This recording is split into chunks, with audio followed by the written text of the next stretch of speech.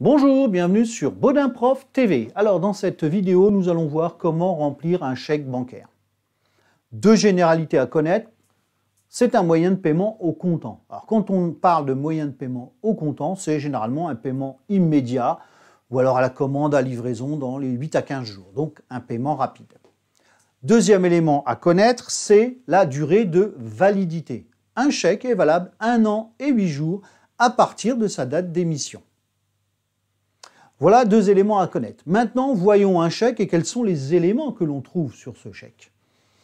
On y trouve déjà le nom du tireur. Le tireur, c'est le titulaire du compte. Donc c'est celui qui va généralement rédiger le chèque.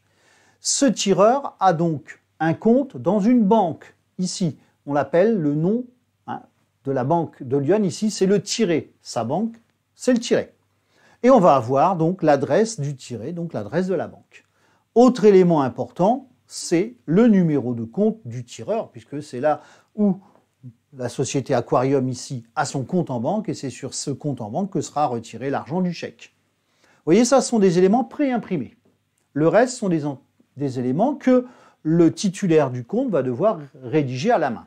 Donc on y trouvera la somme en chiffres, la somme en lettres, le nom du bénéficiaire, c'est-à-dire la personne ou l'entreprise à qui il fait un chèque, le lieu de création, où il l'a fait, ce chèque, la date de création du chèque, ça c'est important, ça va permettre de déterminer la durée de validité du chèque, et il terminera par la signature, important, puisque ça permet de valider le chèque.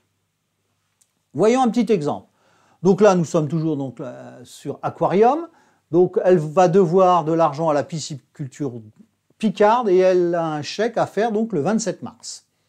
Donc la première chose que va faire le responsable de Aquarium, c'est de rédiger ce chèque en mettant la somme en chiffres.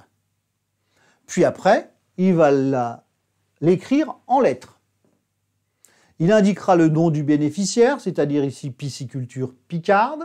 Il indiquera le lieu, donc lui s'il est à Joigny, il a fait son chèque à Joigny, et la date, le 27 mars.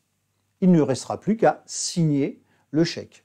Il le découpera et il l'enverra à la pisciculture Picarde. Mais pour lui, il faut qu'il reste une trace sur son chéquier. Et c'est l'importance de la souche de chèque. Cette souche va résumer le montant du chèque, le chèque. Donc on y retrouve la date, le 27 mars, on y retrouve l'ordre, il l'a fait à l'ordre de la pisciculture Picarde, vous voyez, ici. L'objet, c'est pourquoi je vais donner un chèque à cette pisciculture. On va avoir donc la facture 26.